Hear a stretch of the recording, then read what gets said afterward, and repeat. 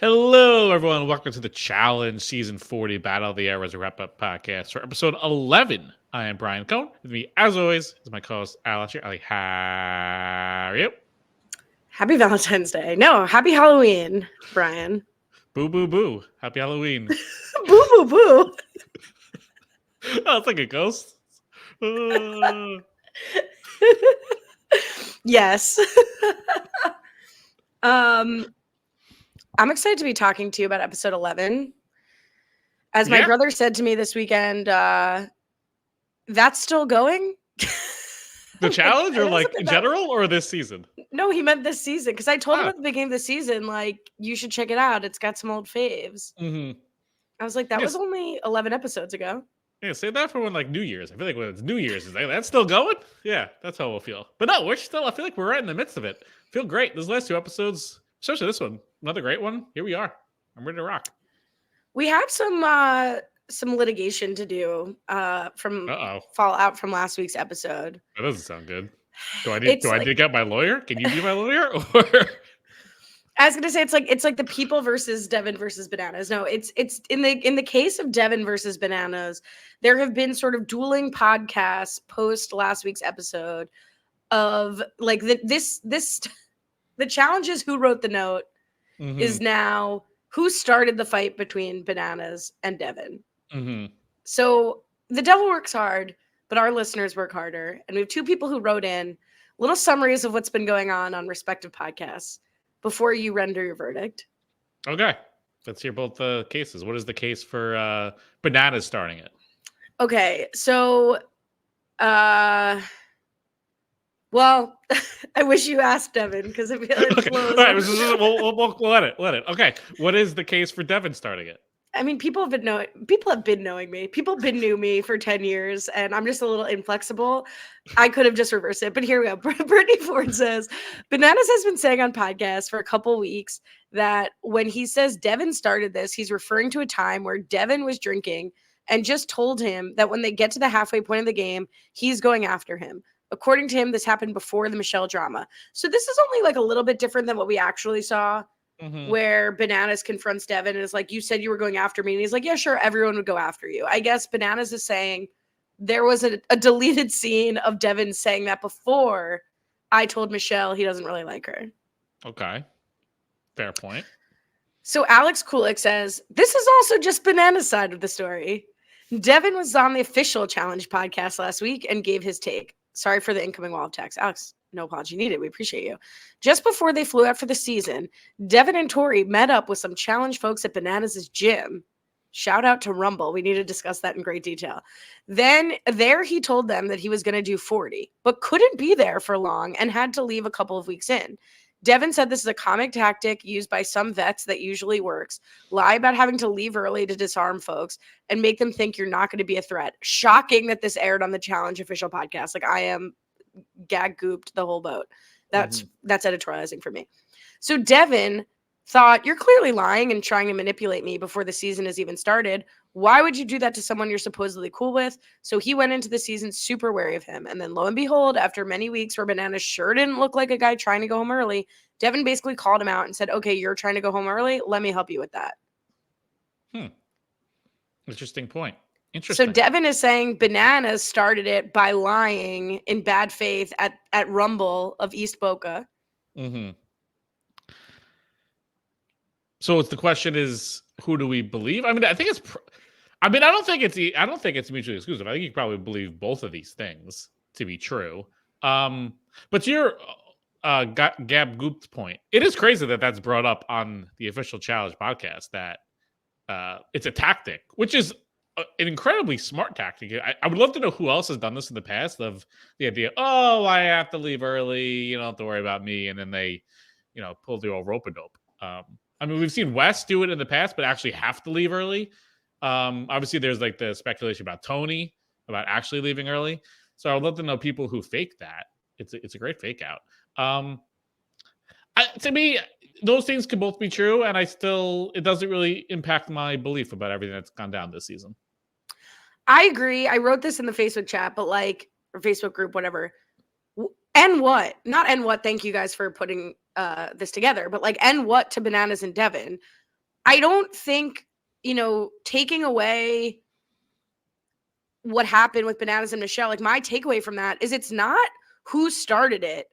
It's that Bananas' move was a bad one. Like the move to tell Michelle, like, don't trust Devin. He's going to try to turn you against me, and expect Michelle not to go to Devin with that, which we see him basically gaslight her for that in this episode, was a terrible move on Bananas' part. So it really is irrelevant if Devin said he was coming for him out of revenge, was obviously coming for him because everyone would.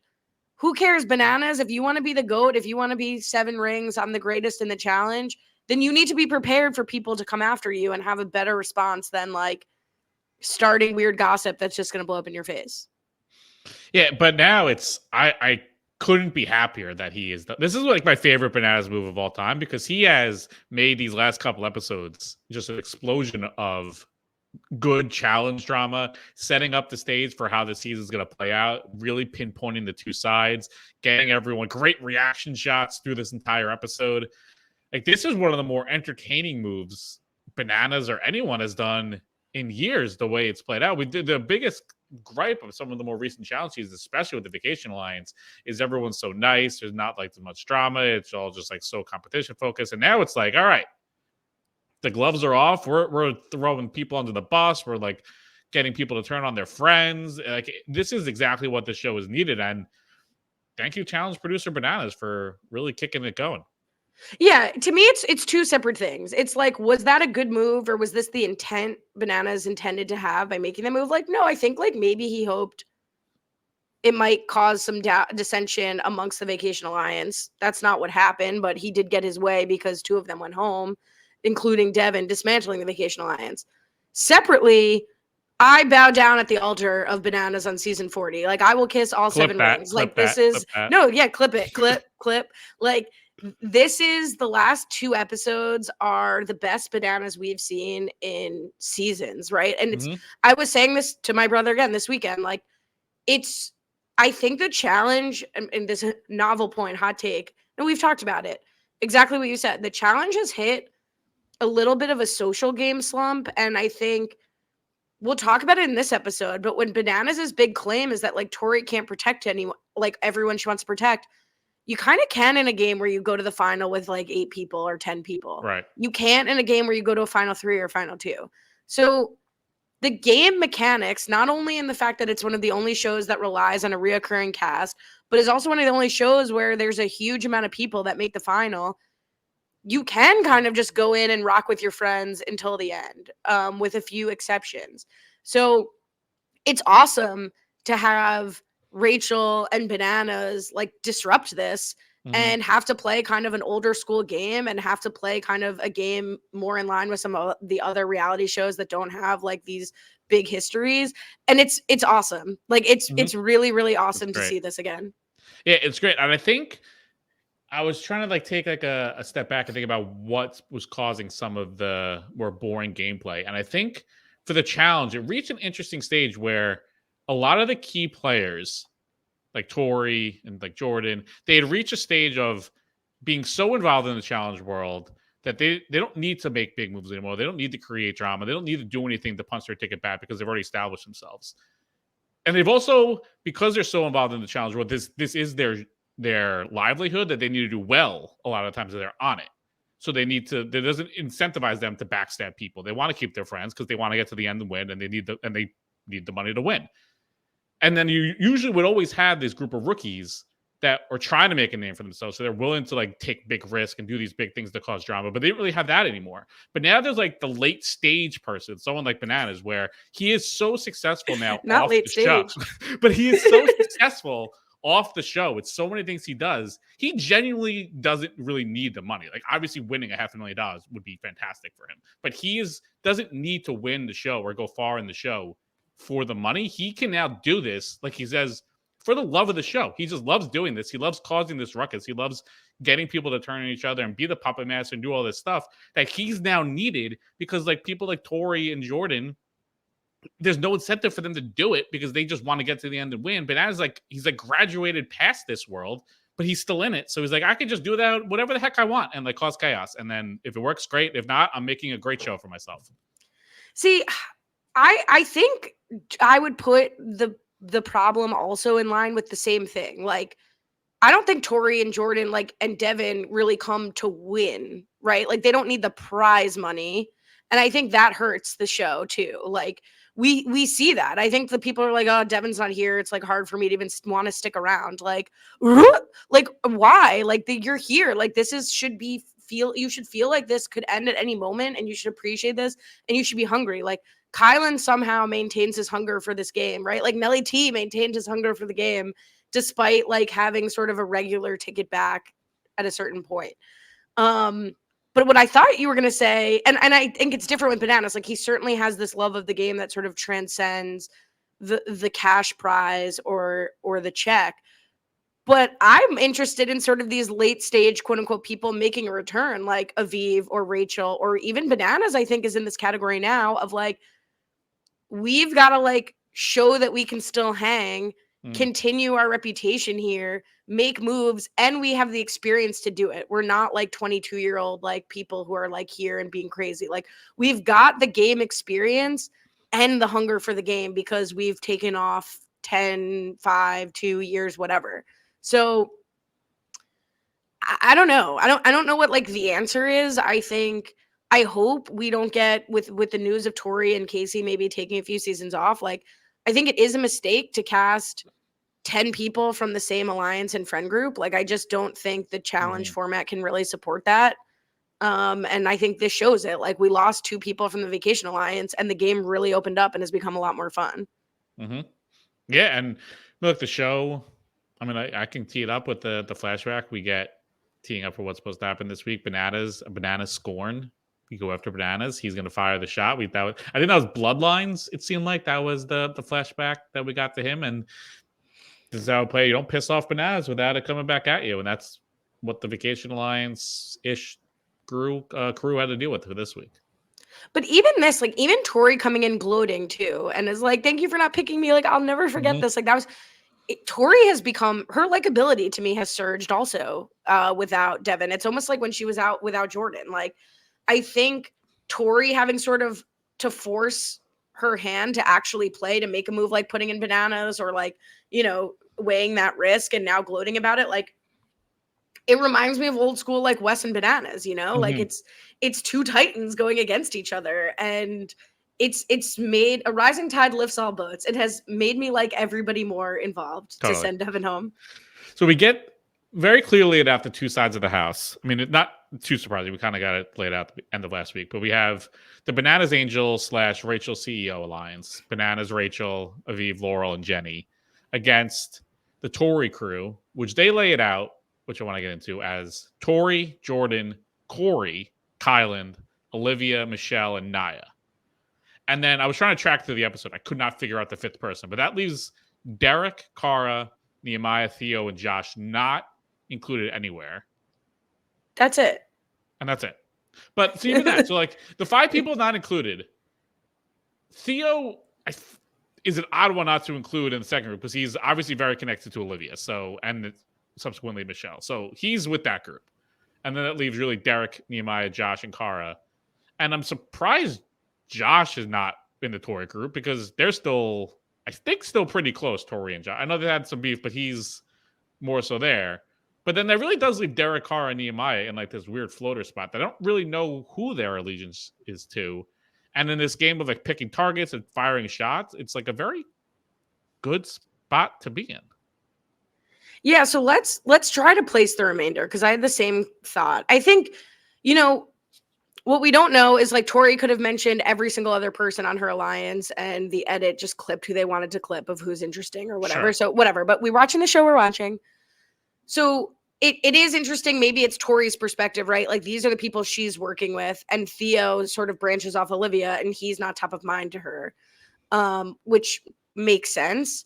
I think we also see an interesting clip of Bananas and Theo talking, right? Where Bananas is like, oh, the boyfriends are coming after me. And Theo kind of says to Bananas, like, just so you know, like Olivia wasn't coming after you. She wasn't talking about you. So maybe there's a dotted line really between the angels, Theo and Olivia. And maybe Theo's like not that. And because of Jenny, you know, like who knows?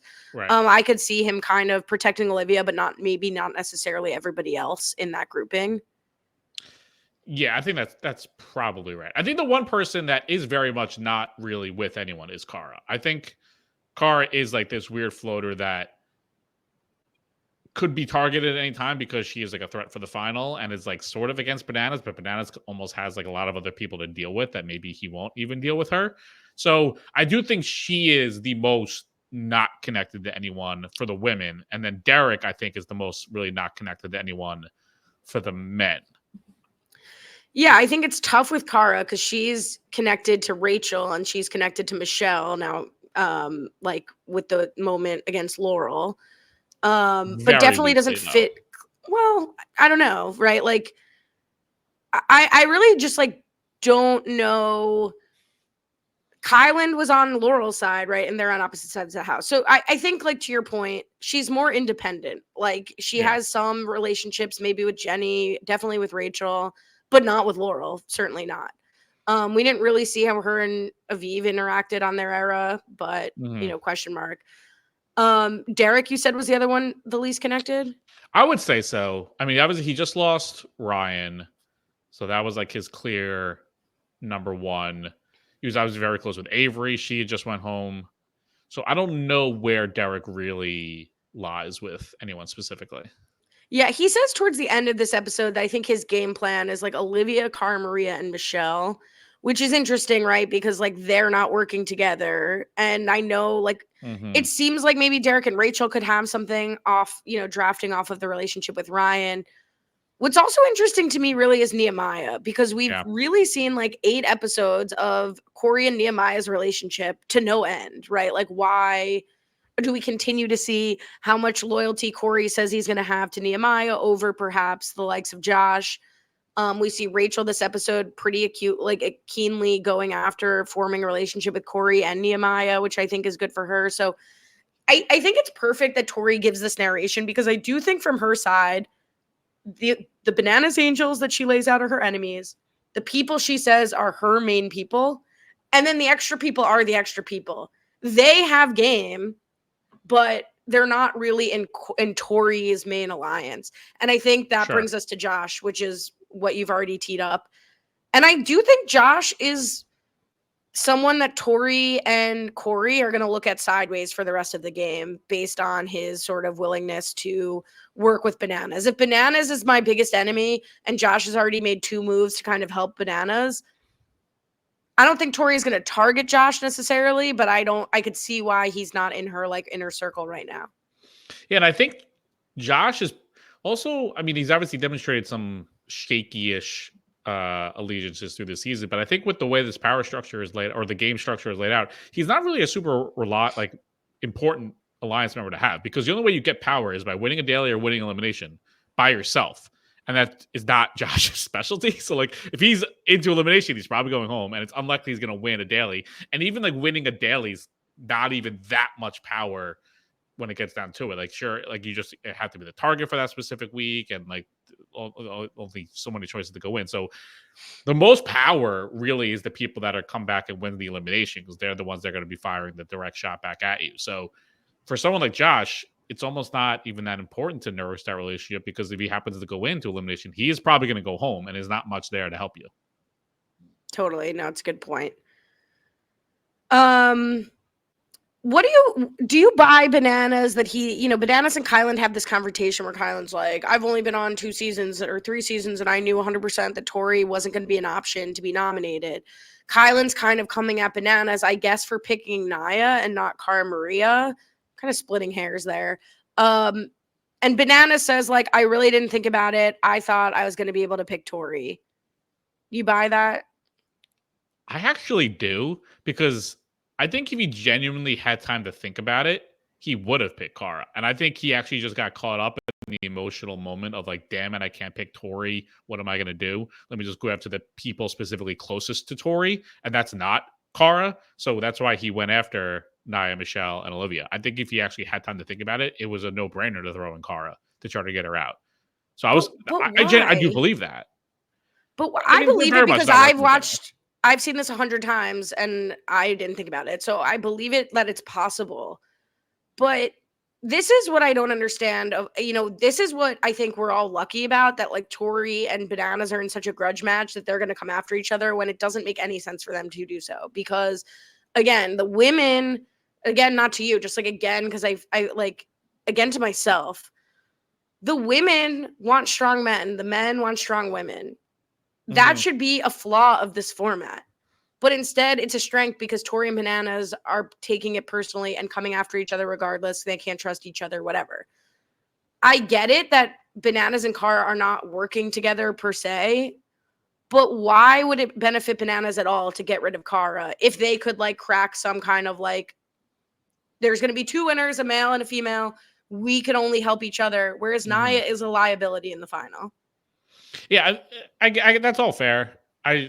But he just doesn't like Cara, and obviously, like, I think for the personal reasons, we try to get her out. The part that I don't buy, that I think he was able then to get back in the house and have a clearer mind and think about like a better reason when he said, "Oh, I'm just now because I can't get Tori out. I'm going to try to get rid of all of Tori's layups to make it harder for Tori to like get to the end and win." Like that I don't buy. That I feel like he actually was like he backed into that answer based off who he picked. I think he picked those three people because those are the three people closest to Tori. And then he just kind of lined up to be, oh, well, those are the three people that maybe are like the weakest women. Oh, interesting. No, I thought he was saying like Tori screwed herself because now I'm getting rid of her. Like, I didn't interpret that as him saying this is why I'm coming after them. It's like I'm coming after them because they're working with Tori, and also Tori screwed herself because now I'm going to get rid of all of her layups. But like, regardless, yeah, I mean, he does nominate probably the three people he wouldn't want to run a final with. And if you look at his allies, it's Johnny and some of the strongest women in the house. So if you look at who's kind of positioned better based on the format, it's probably Bananas, depending on how like some of the other people, go. Probably. Because the male winners, what can they do? They can't nominate Bananas. They nominate women. So anyway,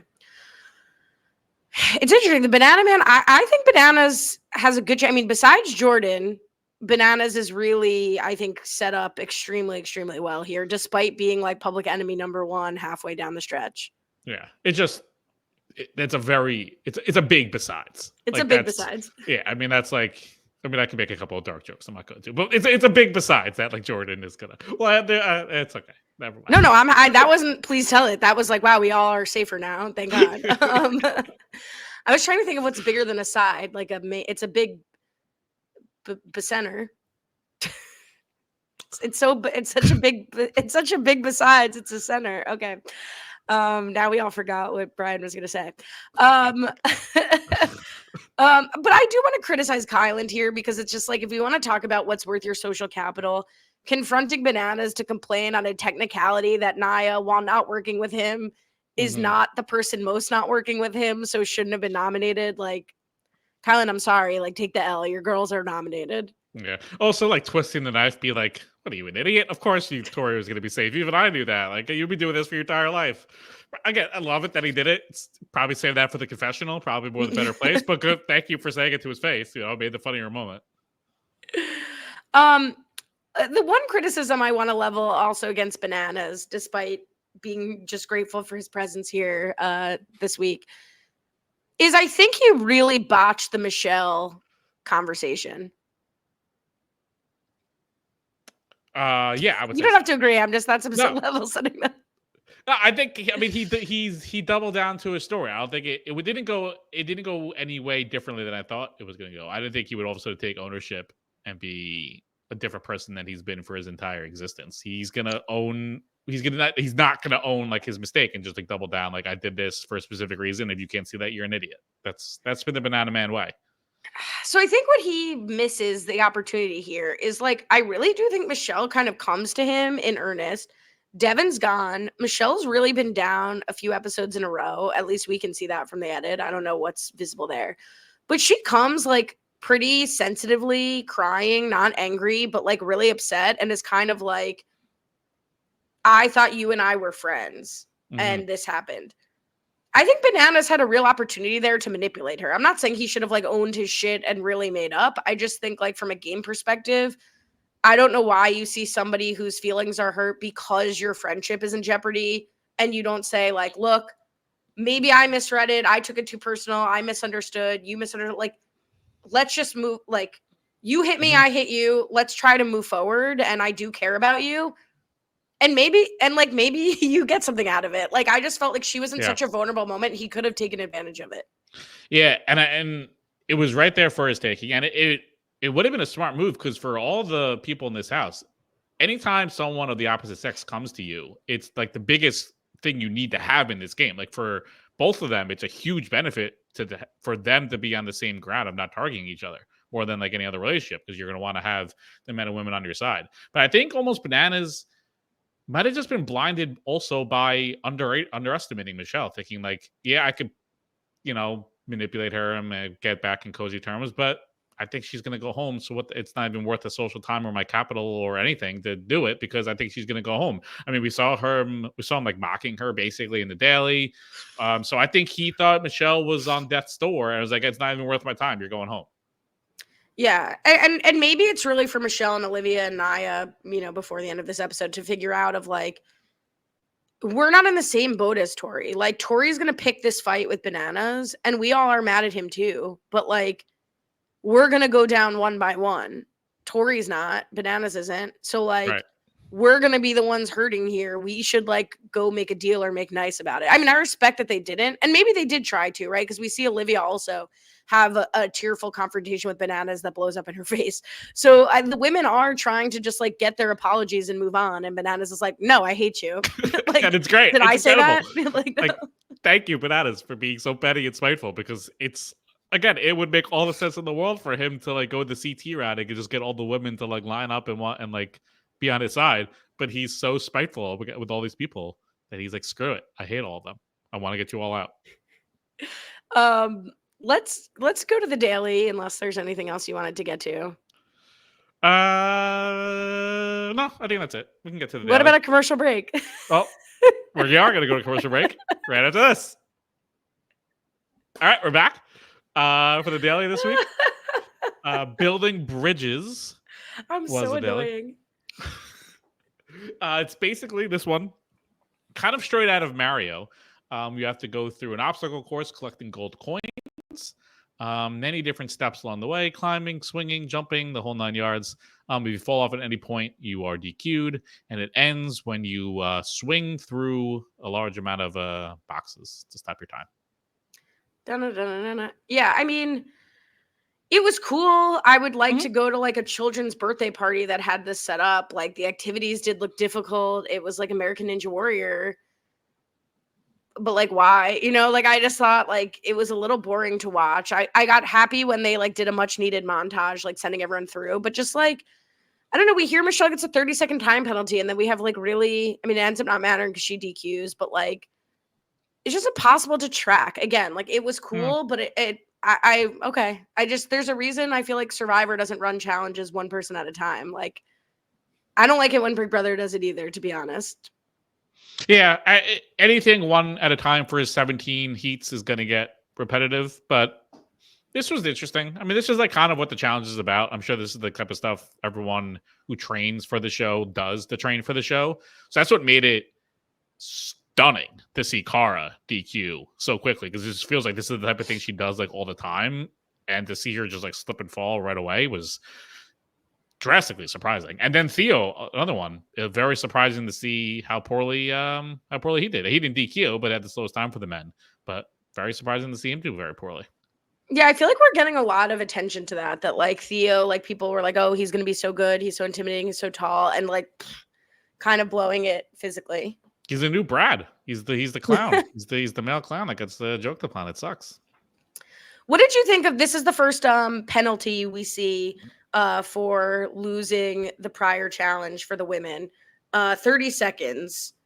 Fair, how do you rate it? Fair, unfair, consequential, inconsequential? It seemed pretty consequential. I think some of the better times were in like the 7-ish minute mark, 6-7 minutes, I think were some of the better times. So 30 seconds feels pretty drastic, but not probably something that'll prevent you from winning unless you're like exceptionally good. But if you do decent enough, it can keep you from losing.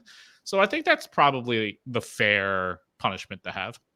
Yeah, that was like my exact reaction. Is like it's enough to push her to lose first place, but not enough to force her to lose. So I think it's a good sweet spot between what they did to Era One with Rachel and Derek, just like setting that challenge up to be impossible. It's probably around the same time that Bananas cost himself for forgetting his first doubloon, which was pretty funny to see. I feel like you'd complain about this, but like maybe it'd be fun to see the winner of the elimination make the order for something like this. Yes, thank you. I was waiting To for that. Brian complaint. Crazy, especially because it was Bananas that has to go first. Like we see him being like, "Damn, it sucks that Colin got to see." Like again, it's just like the easiest thing. It's like with Survivor, they finally did it with like the schoolyard pick. It does nothing for the show to make it random, but it could do something for the show to put it in the players' hands and make them go down the order. Like for Bananas, like they'll put Michelle, Olivia, Naya, Tori, all of them to go first. Like and show his hands with the guys. Like see which guys he has go first. Like it does nothing to make it random, but it can do so much to put it in the players' hands. And the other funny thing I thought about this challenge is we hear from Jenny that she's been trying to dull her shine with her physical performance, which I pray that the producers like asked her, like, would you ever think about like it's risky to like really perform well? And she kind of went with it because first of all, it'd be insane for this challenge for Jenny to be like, I can't really step out in front here. I've got to like risk losing in a timed event where I could be the last place person. And like, I'm not buying it that Jenny's been pulling a Wes here. The only Wes she's been pulling is like saying she's throwing it when she's absolutely did not throw it. Yeah, no, it's a joke that she. I don't know. I would love to go back and think which ones she's been like doing, like taking a step back on. I will say though, on a week like when your sex is going into elimination and you're not a target, I don't think it's the worst idea to try to not win. Like obviously you have to do enough to not lose, but there's almost no benefit to winning when it's like for Jenny winning, it didn't get her anything. She's not really safe. She was never like finishing first or second doesn't matter. She doesn't get an advantage for winning. She has no power in the elimination. If anything, it might like she could just get some heat for not pushing Kylan to do what someone might have wanted in the elimination. So I don't think there's anything wrong if someone does it like in the past. But I'll finish second or third this time. It's pretty much the same thing. Yeah, it's hard. It's just hard to judge in this challenge. Because Jenny, I think, goes second after Bananas. If you're going after someone DQs, sure, yeah, fine. Like then you're just like, I just have to finish, and I'll finish slow. Okay, but like it is a risky thing to do at a timed event to like kind of know where people are gonna fall. No, since she was seemingly went first for the women, you have to just go as hard as you can because you do it first. I mean, you do it well, but you don't. Everyone else can do it well too. But yeah, if she went after seeing Cara DQ, then yeah, just don't finish last. One thing that's been kind of weird, and it happened last week too, we got a segment of Tori last week saying like, I really just want to prove like I'm good enough to like be with people who are in the challenge Mount Rushmore. Like not that she wants to be in it, but that she's like as good as those people. And then we get kind of a weird segment of like Jenny and Cara both like giving kind of Tori flowers this episode. And like, I don't know, like I feel like I know that Tori is like good enough to be in the conversation with some of the best female competitors, or like I don't need to like be told by Jenny or Cara that like Tori is very good at the game. I don't know. Like we just watched her win, and we've watched her kind of like run the table on a lot of recent seasons. Do you think that's still like a debate in the challenge world? Not that she's necessarily the Mount Rushmore, but that she's like in the conversation of, I don't know, top 10 women. Yeah. I mean, I guess it depends what they were trying to push. Cause I think if you ask a lot of people in the challenge, I don't think challenge community, I don't think they put her like top 5, top 6, top 7. I think she's like outside or ish the 10-ish mark, I would say, if I throwing in a random number off the top of my head. So, but like I think if Tori wants to be in like the upper echelon group, like which is the goal for her, I think she now obviously surpassed just like being thought of as very good at the game. Now she's like, I want to get to the status of someone like Cara and Laurel and Rachel. Yeah, I think she might have some doubts of like wanting to prove herself against them, and like hearing the doubts, like the season she won maybe was, wasn't as like grueling and different things like that. So I think it's a fair doubt and narrative for the show to try to like bring up and push, because I think she's getting up there, but I also don't think she is up there yet. I think there is more for her to do. I think she is like by far the best new female arrival since fresh meat. 2. Right. They're fresh meat. Yeah. Yeah. I would. Which is a long time to be like, It's a long time. you know, like she's like not for us maybe who like watch this as kids and like are the best people are like the old school people, Evelyn, whatever, Laurel Car, but like in terms of like the quote unquote new era of the challenge, which goes like well before 39, right? Like is like in terms of performance, drama, and stability in the community, like and narration, like Casey maybe physically could be there, but like is absolutely nowhere in the conversation with respect to like television performance. So I get it that like there's not enough like time maybe that's gone by for Tori to have sort of like the nostalgic greatness, but in terms of like present day, I think she's that like easily in the top 10. Yeah, it's a good point about how she's clearly the best person that's debuted since the Laurel Cara The Lara. 2 days. Yeah, the 2 of them. Yeah, all very fair. One thing I wanted to know is like, how do you determine last when someone DQs? Because it's like, is it the first to fall? It has to be like whoever got the furthest in the shortest amount of time. But like, that's why I don't like these. Cause like, what does that even mean? Which hold you got to divided by the time? No, I think he said if you DQ, it goes based off distance. Whoever went the furthest before. But what if you went slow? Doesn't matter. Yeah, I don't think it matters. I think it's just like if there was whatever the footholds were, if there were like 5 of them, if one person fell going up 4, the other person fell going up 5, whoever fell at 4 loses. I don't like it. Which is interesting then for the Michelle DQ point. Because does the 30-second penalty, how did that impact? Like if she went further than a DQ, does the 30-second penalty assume like earlier? Or did well, she that's a good point. I think you're right. Like with the penalty, there's no way she wouldn't have lost to Nia. Like Nia loses that challenge. Like so the penalty was just erased. Yeah, so I don't know how they factored that in. Yeah, bullshit. They probably didn't. Yeah. I don't know. Well, Kyla and Jenny win, and apparently for the women, the closest race in challenge history, 6/100ths of a second. There's been a lot of super close finishes this season. A lot. Be interesting to see if it keeps up that way for the final. And then the losers, seemingly with a bullet, Theo and Nia. So we'll watch for Theo's punishment next week. Nia going in. We do again confirm 100% that I think what we knew is that anyone can go in who loses. Yes. It just so happens that 2 weeks in a row, somebody from the nominated field, the targets, is gonna it loses. Is gonna loses. Yes, just a coincidence this time around. But yes, that was 100% confirmed. So, okay, we talked about Olivia and Johnny in the night out. Michelle's like, I'm not going to campaign against Olivia. Okay. Here's Bananas' big case is like, yeah, you know I'm a snake, but at least you know who I'm working with, all of whom I'll clock finished the drill. I love that he called it a drill because that's like what it seemed like. And he drops a bomb on Nia. Mm-hmm. Yeah, he brings Jordan into the mix, laying out that Nia is not even in Jordan's top 4 of women he's protecting, which is a very funny thing that happens on the challenge. There's always this random number of like who someone's like top 2, top 3. And this season, it's just universally agreed everyone's gonna have a top 4. I feel like the numbers kind of change season to season of who like the people's list is. But for this season, it's whoever your top 4 is who you're going to be protecting. And he's not fully wrong about what Jordan's kind of playing with here. Yeah, so he says that it's Tori and Laurel, which I think Nia would know. Yep. And I think she would have thought she's in that conversation from like prior personal relationships, friendships.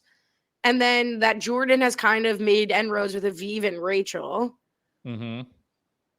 I think what's like the inconvenient truth is what we've been talking about is like Jordan would not want to run a final with Nia. I don't think. I think he would if they were partners, like he was good with Anissa, but like I don't think he would want to assist Nia in making a final.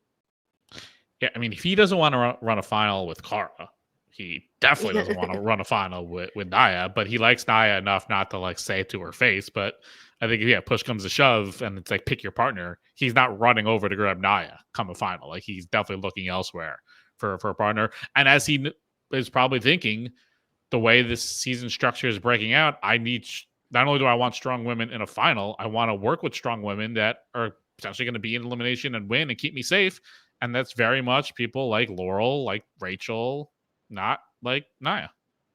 And shout out to Aviv, who's like really kind of seemingly made a great impression physically on the crowd here. And like, yeah, she slayed until she dropped her doubloons, but like, I think we're getting the feedback from the contestants that they're very impressed by Aviv physically. And it really sucks because it seems like we have checkoffs of Aviv's broken foot that seems to be going to be rearing its ugly head next week. I mean, it started like she said she had a fall during this daily. She said she's been dealing with plantar fasciitis, and it seems to re-aggravate it with this daily, and it doesn't seem like it's going to get any better next week. So the Aviv magical run, unfortunately, may be going in the way of Derek. But if it's anything like Derek, we could have 3 more episodes with her competing extremely physically. Exactly. So not only does Bananas drag Nia and Jordan into this, but also like calls out Tori and is like, who's your fourth? Who's your fourth? And she won't answer it. But like, here's the thing, like, isn't Tori's kind of like resolved that with Devin leaving? Like, wouldn't it be Jordan, Kylan, Josh, and Corey? And maybe not even Josh. Like, what is Theo going to be upset? I don't think Tori is protecting too many guys. I think Tori is protecting the correct amount of guys. Yeah, I mean, I guess his Bananas probably got wind of what happened last week. That Tori basically did go around to like every single guy, be like, "I'm taking this shot at Bananas. I want you to like protect me," which could then easily be spun back around as like Tori protecting them, and he can use it against them. And Tori reacted just how he wanted her to react. She could have easily been super calm, cool, and collected about it. And like, yeah, I have my few guys. They know who they are, and that's who I'm protecting. Instead, she gave him the reaction that he loved, he wanted. Start causing the chaos and yelling in the house and make people question actually where she does really stand.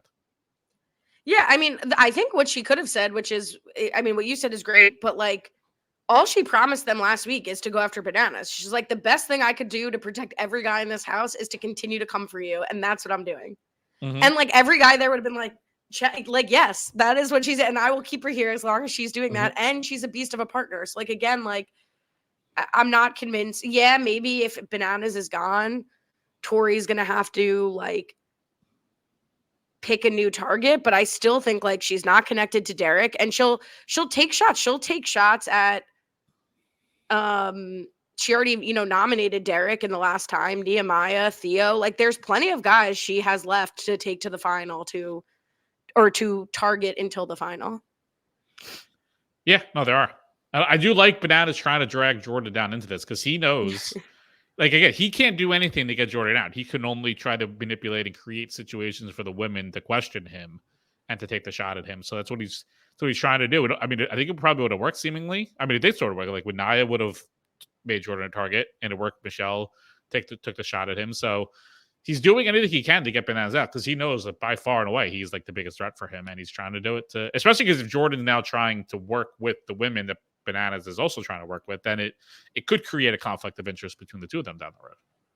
I mean, I was really rooting for Nia to win this. No heat on Michelle, but I was very curious to see what would have happened. I definitely think it worked and that it sowed some doubt with Jordan. But with Nia, it's like, what's her incentive to get Jordan out? Sure. Is she perhaps behind some other people? I guess yes. But would it be better to have Jordan in power than someone she has no relationship with? Probably also yes, because like you'd hope, like what Jordan says to her very unsatisfyingly is like, I really hope I don't have to choose between you, Laurel, and Tori. But okay, but like let's see if he has to choose between you and every other woman in the house. Maybe like he'll throw you a bone because you're friends rather than like someone you have no relationship with. So I don't know what Nia would have done. I'm curious in the exit press maybe to see what she says she would have done. But I think if you're Nia in this game, even if you're not Jordan's top 4, still better to have Jordan in the house. 100%. I don't buy that she was going to make Jordan a target because it really doesn't make sense. It's not like Jordan's going to go out of his way to target Nia. So if like maybe are a couple people ahead of Nia on Jordan's list right now, but also they can go home in the next couple weeks and then you like move up a little bit and gain a little safety. And I'd rather for Nia, it's better to be like 5th on Jordan's list than dead last on other people's list where it's a guarantee you're going to be tossed in. At least with Jordan, there's a chance. And you never know. Laurel might piss him off at some point, which is highly possible. Then all of a sudden he wants to get Laurel out. I don't know. I didn't buy for a second that. Well, I bought it for a little bit. I don't think she was going to make Jordan a target. So we learned that Bananas finally has a job, and he's open to business, a gym called Rumble. Now I flipped out because I Rumble, I do Rumble in New York, and it's a chain boxing gym, but he did make it kind of sound like he opened his own gym. But he's a franchisee, and we love to see it. Slay. Yeah, I mean, look, good for him. It did, I 100% agree. He makes it seem like he like created a new brand. Like, oh, I just opened this new burger place called McDonald's. You should go like check it out. Like, it's not, he created. Like, good for him. He has got a franchise. I mean, everyone on the show has been talking about trying to open some type of gym for like the entire existence of the show. So good for him for actually doing it. Yeah, he posted the ribbon cutting on November 6th, 2023. Rumble East Boca. So slay. Love that. Support the Bananas man. Rumble, great workout. Love it. 10 out of 10. There you go. But we talked about this. I'm very impressed with Rachel's gameplay. I've really been impressed with Rachel's gameplay this entire season. And I love that she's putting herself in a position to be like the number 2 with Jordan and Corey and wants to grab Nehemiah. And also like, it's a really easy sell. Like, why would any of them want her gone? 100%. And she really has something to offer now that she's not in Era 1. She's like, I'm going to likely be in power and I can protect you. And she's not making those promises to everyone. So maybe actually that's the issue for Derek when we say like maybe he has a relationship with Rachel based on Ryan. Probably not, because I think Rachel's selectively picking her 4 and then going to come after with abandon anybody else. Yeah, I think Rachel's setting herself up that I will now be surprised, actually, if she's in another elimination for the rest of the season. Because I think she's set herself up with the right amount of guys that it makes no sense for anyone to target her going forward. So she's playing this perfectly. She's got the right people, the right guys to be on her side. She's staying out of the drama. She's making funny faces when people are in the drama. And she's just absolutely killing it. Ever since this game busted open, she's really, once she got down to by herself from like that, like now this 3-week stretch on, it's been some of the best challenge gameplay that we've seen in a long time. But even if she just sat around and went to sleep and worked out, like, again, why would any of the men, even the men she's not working with, should not want to target her? And for any newish listeners who are like, but if the format, I guess you'd be a newish listener who also knows this, so maybe you don't exist, but like, if the format is most likely going to be rotating partners, in theory, having one weaker partner should affect everybody else equally because everybody's going to have to run a leg. One, we don't always see that. Sometimes there are sort of repeat opportunities to run with the same person. And 2, you want somebody who's all around strong, like Rachel. If someone's bad at swimming or bad at running and you get them on that bad leg versus a puzzle, you're screwed. So that's where like these all around people really come into play. Like Laurel, Tori, Cara to a degree, Rachel, like it's just a no-brainer. They really shouldn't have to be doing anything to have all of these men want to work with them, and the reverse on the men. Yeah. But honestly, we've seen, like, you see someone like Jenny who seems to be like a pretty strong physical player, and she hasn't built up those relationships. So it seems easier said than done, but she's been dulling her physical shine, so people don't want to, there was just the inhaler issue with the Niece's elimination, and then she's been throwing the challenges, so people don't realize what a stud she is. Totally. All right, anyway, let's get to the deliberation. Talking about Jenny. I mean, Jenny kind of flubs this opening, but I was really surprised with Michelle's stern reaction. Really no respect for Jenny's lack of authority. I love that for Jenny, though, because you know what? She has been dogged by her own era. And she's like, screw it. I'm so happy to see you two in here. I'm ready for one of you to go home because now you're starting to feel how I felt this entire season. I love that for her. Good. Twist the knife. And Michelle could take heat to that and feel lack of respect because there was a lack of respect. That's exactly what was being given, and she felt correctly. But good for Jenny. Yeah, I think we had Michelle being frustrated over something else. Like the fact that she knew she was going in, I think was frustrating to her. And like Jenny really didn't even say what you're saying, which would be awesome. She was like, Nia, you're the only person who cares about me. And so I'm sad to see you here. Like she like it was a covert, a subtle dig at Michelle. And she was just like, I don't appreciate that. I was like, okay, well, you kind of shouldn't talk back to the person in power, but it was a fun little moment, more interesting than some of the deliberations have been. Were you surprised by the decision by Kylan? Because Kylan opens it up being like, I really love the conversation I had with Michelle. She was like, whatever you do, I'm not going to take any offense to. And Kylan's like, that's great. She really shows how great of an alliance and friend she is. And it makes me want to keep her. I was like, oh, great. Michelle kept herself out of elimination. Good job, Michelle. And then like within 2 seconds, it's, well, Michelle, you know you're going in. I was like, oh, we do? Because I thought Olivia was going to go in. I was surprised. I believe that the Michelle decision was based off of who Kylan thought Nia would have the best chance of beating. So I think like pound for pound, Kylan thought the best chance would be against Michelle. I also think it's interesting to kind of see where Michelle, Kylan, and Olivia stand after 39, right? Like it was Olivia, Horacio, Nerys, and Kylan, and then like Olivia was flip-flopping really between Michelle and Jay's alliance and Kylan's alliance. So I am kind of surprised that like Kylan and Olivia and Michelle are all so close after that. I guess we can consider that hatchet buried from at least Kylan's perspective, if not Nerys's. But I do believe the decision was purely who he thought Nia could beat. And I think that was the right decision. Like, if I were to just like flip a coin, I'd probably pick Michelle too, especially with like how she's been in recently and she lost Devin and she's kind of like losing a little bit of steam. Seemingly, but then she, she slays. But I probably would have made the same decision. Yeah, no, I agree with everything you just said. That it was based off how to clip that, how to keep Nia safe. But it was just so weird to open it with being Kylan being like talking so highly about Michelle and wanting to keep her here when he has all the power to keep her here, and they decided not to keep her here. So. Yeah, 100%. And the same conversation probably happened with Olivia and didn't make air. Like, right, like. I feel like Olivia and Michelle were both like, we're not going to campaign against each other. And Kylan, we're not going to be mad at you. This is a shitty position that the Banana Man put us in, not you. Yeah. Which maybe is like it's interesting because it's like the person who's still eligible is the person who targeted you. And that's really the person who you'd think you'd be most mad at. Versus like a Kylan is like, well, he's picking the best of a bad situation. They're not going to gun for Kylan as a result. So in a way, the Tori Bananas of it all was a very like unique feud that Tori was the same person who nominated him and put him in. I think there's like less blood on your hands to be had from winning the challenge if you're not the person who targeted them in the first place. Yeah. I guess there's something to be said for that. I do think there should be more of a reward for the person who wins on the day of your gender going into elimination. $1,000 to Fandango. Sure. Cowards. Do it, cowards. BMX bike. Or just add more tickets to the premiere of the movie, whatever they're going to see. Add more tickets to that. All right, let's talk about the arena.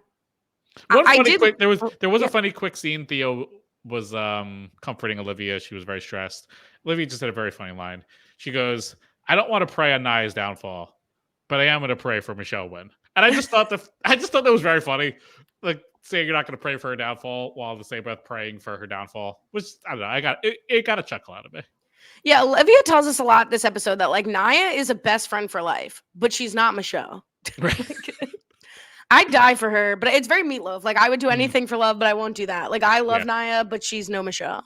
Yeah, and it's not going to matter, obviously, because Nia does go home. But boy, oh boy, did Jordan just flub that conversation that he had with Nia the next day, trying to reassure. I mean, she read through that like it was whatever you could read through. It was super easy to read through. It was like a horrible political check by Jordan of trying to reassure Nia about where she stands with him. But that was really bad of being like, yeah, I got Laurel, I got Tori. Hopefully it doesn't come down to it. But that was incredibly bad by him. It was bad and purposely so. But I do want to say, and Nia goes out this episode, Nia has made an extremely good case for her to continue to be invited back, I think, for future seasons. Mm-hmm. She messed around. She played in Josh's face in a fun way. She made inroads with Kylan. She made really good Judies with two of the future people of the challenge in the new era. She confronted Jordan. She made smart moves. She like didn't fly off the handle, but double clicked on the drama and the information and the intel she got from Bananas. I think like physically, she didn't perform at her peak, But in every other category, I think she's poised to come back and step out of Jordan's like pet shadow that they came back into the game with and like really kind of thrive in this new season 39 community. Yeah, and even though she probably should be looked upon worse for her physicality, as she knows she was very bad in the dailies. Here, she doesn't have the great elimination performance. She still seems like enough of a threat that she's not going to really be like, oh, she's like a layup, easy to get out, like an afterthought come another season, especially if she puts even a minimal effort in between seasons, getting herself like even more ready to go. She could get back to maybe even being more of a physical threat, but I don't think she'll be thought of as like such an easy person to get out of, that it's like a waste to even have her here outside of like a personality aspect. I still think she'll bring a threat to her that people won't want to go up against her in elimination. Especially if you look at the new crop of the future of the challenge, right? Nerese, Michelle, Olivia, not so physically imposing and not so different than Naya versus like some of the bigger, more physical women on this season are sort of more in the All-Stars era. So we don't know how this is going to look as we move towards 41. But like if Rachel, Laurel, and Cara end up back in the All-Stars world more so, like Naya's looking pretty physical. Yeah, absolutely. Speaking of 41, elimination, fortification is elimination. They classic bring back the math stuff. There's 40 boxes or crates. They're tied together by chains with locks on them that you have to solve math equations to unlock. Parents out there, if your kids are like, maths, I'm never going to use this. Like, math is so stupid. Like, I'm not learning any life skills. Like, have them watch the challenge. Seriously. It's the best case for like middle school algebra. Yeah. No, it's incredible. I mean, the challenge loves it. Maybe in recent years they hired like an ex math teacher or something like that, and he's like, I want to just like flex my math muscles here and just like drop this in, but because it's everywhere. I feel like it's easier to write equations than like develop puzzles. I don't know, like new puzzles. Yeah, but I mean that was a semblance to this one. So what we see is Michelle and I going at different strategies. Michelle does some of the math. Unlocks some boxes, brings it over. Naya tries to do all the math at once, seemingly. But Michelle's able to knock it out. Yeah, I liked, aside from the math jokes, like, I thought this was a decent challenge. It was physical without being a headbanger, so I liked that. I don't know why Naya wasn't, like, screaming out the equations to Kyland. It kind of seemed like it really came down to just, like, Naya trying to just get through all the equations in one shot, whereas Michelle was doing sort of a more two-step approach and having some rest time in between carrying the crates. But I think both performed really well. And I was rooting for Naya, but I'm happy to see Michelle stick it out. Yeah, glad to see Michelle win. I liked that they gave them chalk to do the yes, mess, like right in the sand. That would have felt like a kind of a waste. It's hard to tell. I mean, they didn't really give us a time. It's hard to tell how well Michelle did. Like, obviously, she did well enough to win. They also might have both just been not good at this, and Michelle was least not good. So it's hard to tell. But drag them unnecessarily. Like we didn't see them. Sometimes we will see them being like, guys, we've been here forever. Like honestly, we saw that in the go-kart last week. Like to an extent, they're not dragging these women. It's just hard to tell that she did super well. Is just my point. It's not she only needed to do well against Naya. 100%. And she beat her by 12 crates. Yes, she did. She got the. And I'm glad she won. I was pretty neutral. Who I thought either of them coming back to the house would bring basically almost the same storyline. Whoever was coming back was kind of in a similar spot that I was kind of like, we'll see who wins. So I was happy for Michelle, but also would have been happy for Naya. I was happy for me because Bananas got off one of the best lines ever, that they needed to be doing more PEMDAS and less Das Booty. It's like so stupid, but so funny. And then, I mean, very funny. So Michelle wins, picking the targets. I mean, it's such like a second grade humor, but it still made me laugh of him like hiding behind people and trying to like avoid being seen. I don't know. I thought it got a chuckle out of me. Yeah. So Bananas, that's I got. It's just good natured, right? It's like all the spirit of all of this and what makes this fun challenge drama, and not just like, oh my God, we have to have like a disclaimer before the podcast to talk about a drama, is like, it's good natured. It's not like they're going to really flip out. Like they're upset, but not that upset. It's the appropriate amount of drama for a TV show. I think he put his hat on Aviv also to like try to blend in. Yeah, it's very funny stuff. Very funny. I also like that Aviv is getting shorter and shorter every week by people's descriptions. She's now down to 3 foot tall, according to Bananas. So curious She's to see what shrinking. she's shrinking every week. So hopefully in the mini final next week, she's gonna be like 2.5 feet tall as she's trying to do everything. So good luck to her for that. So we get the targets. The Banana Man, Jordan is picked, and Nehemiah is the third one.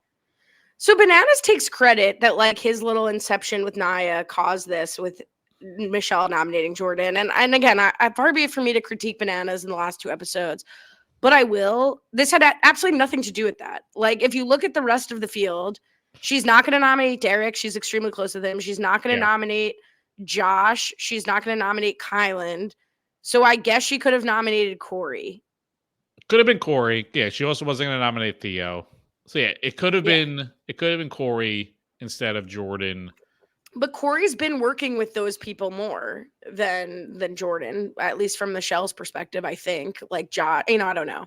But I guess I just don't think it was necessarily Bananas pointing out that Jordan's not protecting Naya. I don't think Michelle thought he was so high on Jordan's list of protecting people.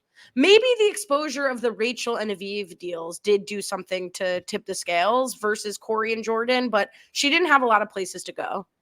Yeah, I would almost say what more tipped it was just getting, which I kind of want you said, just getting Jordan's name out there. I think the fact that Corey has been more in the weeds the last couple of weeks, and Jordan was just in this, getting tossed into the fire in the night out, getting tossed into like, where does he stand with Naya? Like, the names on the tip of people's tongues, that it makes it easier for someone like Michelle to say Jordan. I think if he had called out Corey in like a similar vein, I think Corey might have been the person that was called out because, ooh, bless you. I tried to mute, but I didn't have time. It's okay. Yeah, because I think for Michelle, Jordan and Corey are probably about like 6 of one, half a dozen the other for her game. So, and the fact that Jordan was called out makes it easier for her to call him out. And I don't know if Corey has, like, I could see Corey having conversations with many of the women being like, I don't have a number one girl. And Jordan does, and it's obvious, and he has 2. So I don't know that Bananas needed to call that out. But what would be very interesting, and we're going to see next week, is going to be a mini final and a purge. But what would have been interesting, and maybe still will be interesting, is this to me is the first of the 3 weeks where the target would almost certainly not lose. Like, we'd have most likely, like, if you were to tell me the odds of Bananas, Jordan, or Nehemiah being the loser, I'd say 10% max. Yeah. So it'll be interesting because obviously with the purge, you would imagine it's just the man and the woman who finished last, they're both gone. And then, but then it still continues with like a normal structure of the episode. So it could be, so one of these people could finish second to last. Like, it's not impossible. Probably. No, it just feels less likely. Like, I would say, like, it's very unlikely. Yeah, it feels like this could be the end of the line for Josh, probably, because I think like Derek is more set up to do well in this type of mini final, and then he's dealing with some of the other people. Or Theo. I mean, it's a tough break for Theo in like a purge situation to have the penalty also. So that's a tough break. That's really bad one to lose. So Theo's definitely in the mix, and Josh maybe could be in the mix for the elimination. I think Theo's going to be in trouble, and it does look like, as you said, Aviv might be in trouble with the mini final. One thing on Naya and Kylan's goodbye, I love you. Yeah, that it was interesting, but it felt very friend based. It didn't feel like Michelle and Devin, like, it didn't give those vibes. Yeah, I think Naya's been really cool this whole season. I think that's why like the her and Josh thing was so normal and cool and not like a huge blow up between them, is because like she's very confident and just kind of says like, I like boys. Like, I like you. I love you. I love that. Like, she's very like, she's just very confident and cool. So like, yeah, she can kind of pull off saying I love you in this context and not being weird. But I will always think kissing in front of TJ is so embarrassing. Like, it is so humiliating to kiss goodbye. Like, I could be going off to war, and if TJ was there, I would like not kiss my husband goodbye. Do you think it's so? As they were leaving, as the episode was ending, Naya was clearly like standing there ready to do her karma points. What do you think everyone in the house is thinking is happening? Are they forgetting too? Because like they're not reminding them. Like, they just send everybody out. Maybe right. Are you doing exit press? Can we ask somebody? I would love to. I don't know if I'm going to try to do it this week. It's so us, you know, like you know what the problem is? It's like twofold because when it was with the USA, it was like a set time and a set date, and it was much easier. And it just feels like it's all over the place. And like the last couple of weeks for work has been horrible. It's tough. I find it. I'm going to put it at like 10% for this week. So people thoughts and listen to prayers to Brian. Yeah, don't expect the Nia interview popping up. Also, I don't think Nia kind of likes me that much, so definitely that could be a problem. Wow, but I also don't think it's going to work. Do you think she thinks about you? I don't think so. I think that was a very egotistical thing for me to say. So I take it back. I don't think she has anything for you. Do you think Nia thinks about us? She follows me on Twitter. How about that? That's pretty you want me to DM her and be like, "Do you think about Brian Cohen?" She'll be like, "Which one?" He's like, is he the one who posts this person's not going home this week on Survivor? Is that the one? Yeah, so I don't think it's gonna happen this week. But are you blocked by Nia? Is that what's happening? Yeah. I am. Blocked by Nia. Wow. No, but the next time I do one, I am gonna ask that person, what does everyone in the house think is happening when TJ keeps the eliminated person there? Because if I was in the house, I would think there's a redemption house coming at some point. All right, I look forward to that interview when it happens. Can I ask a favor? I'm feeling a little bit unwell, a little under the weather. We did do our drinking game from last week. So could we end the show? I mean, we don't have any drinking game stuff, so we can end it. Let's do it. Well, we can add a rule, but I am suddenly feeling like I must lie down. So no, we're done. We can follow us. Follow the podcast. Everything. RobsWebsite.com/challenge feed. Twitter, Cohen Brian _ challenge wrap ups on TikTok. They don't follow you anywhere. Check out New Girl Old Guy. That's it. We'll be back next week for episode 12. Until then, happy Valentine's Day. Have a good one.